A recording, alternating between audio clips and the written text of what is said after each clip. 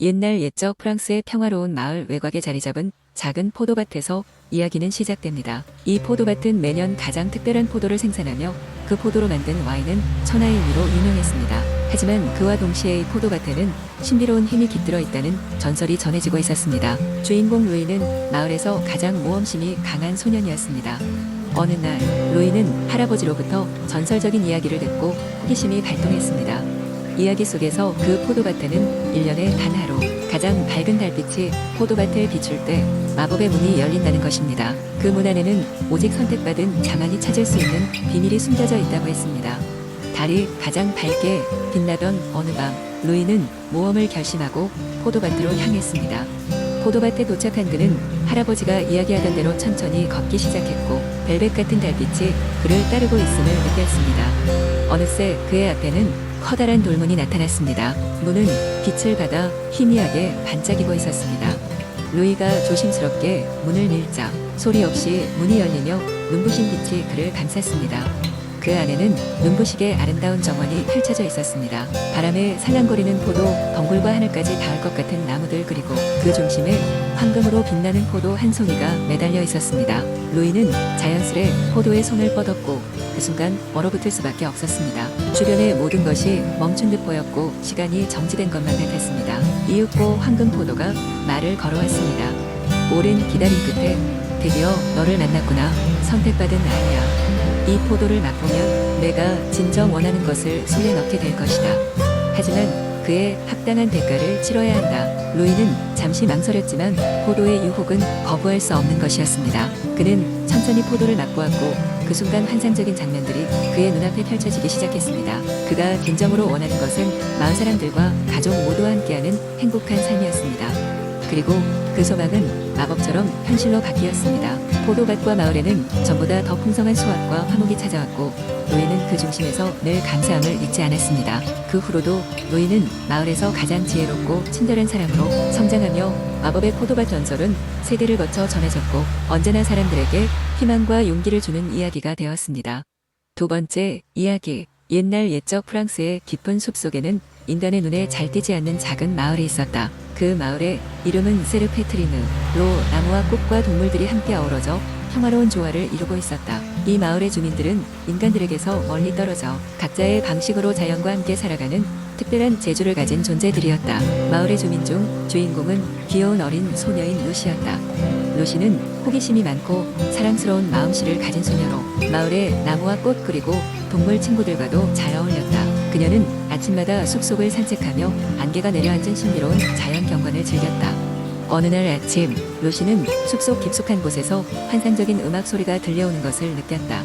그녀는 그 소리를 따라가 보려고 했지만 음악이 점점 더 깊은 숲속으로 사라져 가서 쉽게 찾아낼 수 없었다. 하지만 호기심을 멈출 수 없던 루시는 그날 이후로 매일 음악 소리를 찾아 숲을 탐험하기 시작했다. 그러던 어느 날 루시는 우연히 숲속의 신비로운 생물인 엘프를 만나게 되었다. 엘프는 인간과 비슷한 모습이지만 더 작은 체구에 뾰족한 귀를 가지고 있었다. 엘프는 루시가 마을을 보호하려는 마음과 결단력을 보고 그녀에게 도움을 줄 것을 약속했다. 루시는 매일 엘프와 함께 숲속을 더 깊이 탐험하며 마을의 새로운 비밀들을 발견하게 되었다.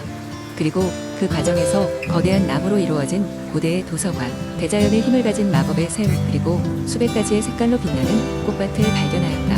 이런 특별한 장소들은 모두 숲속의 비밀 마을이 가진 아름다움을 보여주고 있었다. 어느 날 루시는 엘프와 함께 숲속 깊은 곳에 있는 오랜 성당을 발견했다.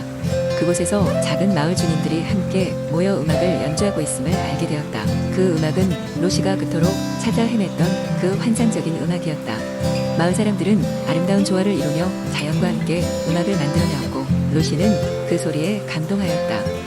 루시는 매일 음악 연주에 참여하며 자신도 마을의 일원이 되어갔다. 그녀는 인간 사회와 동떨어진 이곳에서 자신만의 행복을 찾았고 마을 주민들과 함께하는 시간을 소중히 여겼다. 시간이 흐르면서 루시는 어른이 되었고 세르페트리느는 여전히 평화롭고 신비로운 장소로 남아있었다. 이렇게 프랑스의 숲속에서는 자연과 조화롭게 살아가는 특별한 마을이 계속해서 전설로 전해지고 있었다. 이 이야기는 인간과 자연이 어떻게 상생할 수 있는지를 보여주며 서로 다른 존재가 함께 어우러져 만들어내는 아름다움을 이야기하고 있다. 세 번째, 이야기. 옛날 옛적 따뜻한 빛으로 가득한 로미에르 마을이 있었다.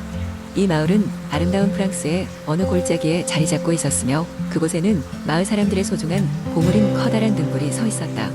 이 등불은 단순히 마을을 밝히는 역할만 하는 것이 아니라 마법의 힘을 지니고 있어 마을 사람들에게 행복과 평화를 가져다 주었다.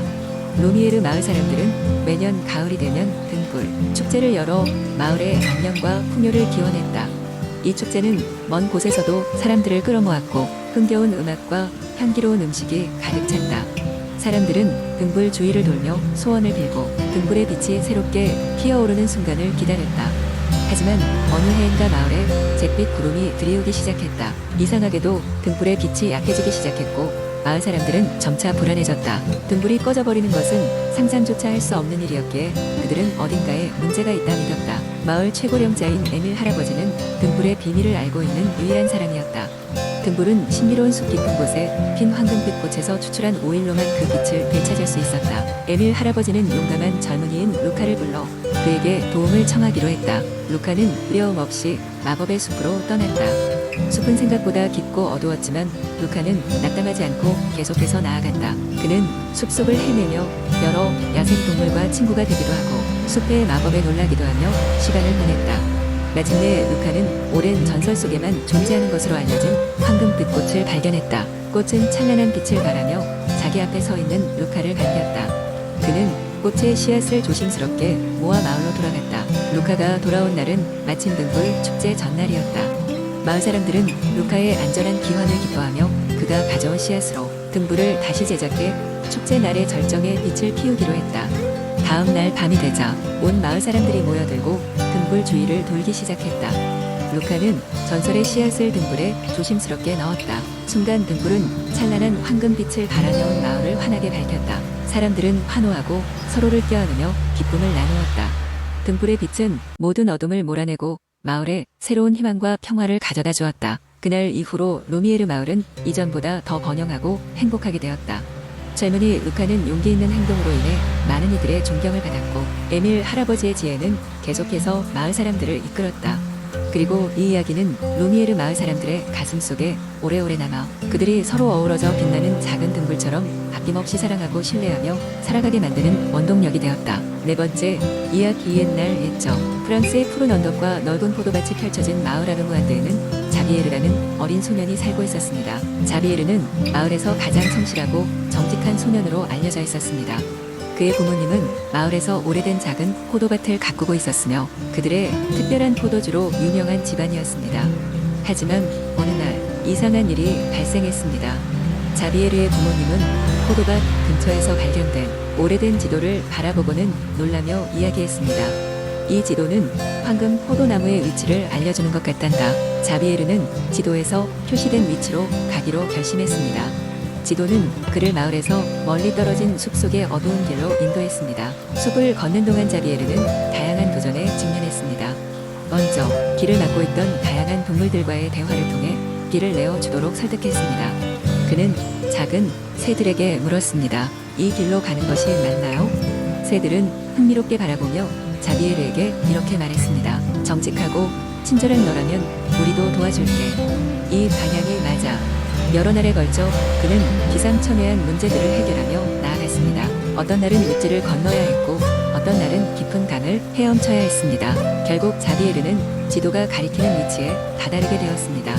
그곳에는 정말로 전설적인 황금 포도나무가 서 있었습니다. 포도나무는 진짜 황금으로 이루어져 있었고 번쩍이는 잎사귀와 탐스러운 포도송이는 모두 빛나고 있었습니다. 자비에르는 그 아름다움의 넋을 잃고서 나무의 열매를 따기 시작했습니다. 하지만 갑자기 굉음이 들리며 나무 앞에 아주 오래된 신비로운 요정이 나타났습니다. 요정은 충고했습니다. 이 포도는 특별한 것이야. 너의 진정한 꿈과 욕망을 이루어줄 수 있지만 그 대가로 내가 이곳을 어떻게 떠날지 머리를 써야 할 거야. 자비에르는 당황했지만 곧이어 떠오르는 아이디어들로 요정을 설득했습니다. 만약 제가 이 황금 포도를 모든 사람들과 나누고 우리 마을 사람들을 더 행복하게 할 수 있다면 그 힘을 빌릴 수 있을까요? 요정은 환하게 웃으며 고개를 끄덕였습니다. 내 마음이 정말로 순수하구나. 그럼 그렇게 하도록 하렴. 이후 자비에르는 포도밭 근처 마을로 돌아와 황금 포도의 놀라운 능력을 시전했습니다. 마을은 번영하게 되었고 그 향기롭고 특별한 포도주는 전 세계로 퍼져나갔습니다. 자비에르는 마을 사람들의 존경과 사랑을 받으며 그들의 영웅이 되었습니다. 그가 성인이 된 후에도 그는 자신의 선량한 마음을 잃지 않고 마을의 모든 사람들과 포도의 기적을 나누었습니다. 이 이야기의 교훈은 진정한 분은 나누는 데 있으며 나눌 때 더욱 큰 기쁨을 얻을 수 있다는 것입니다. 자비에르와 황금 포도나무는 오늘날까지도 다름이 안 듯 마을 사람들이 사랑하는 전설적인 동화로서 주변의 이웃과 함께 나누는 삶의 중요성을 강조하는 이야기로 자리 잡고 있습니다.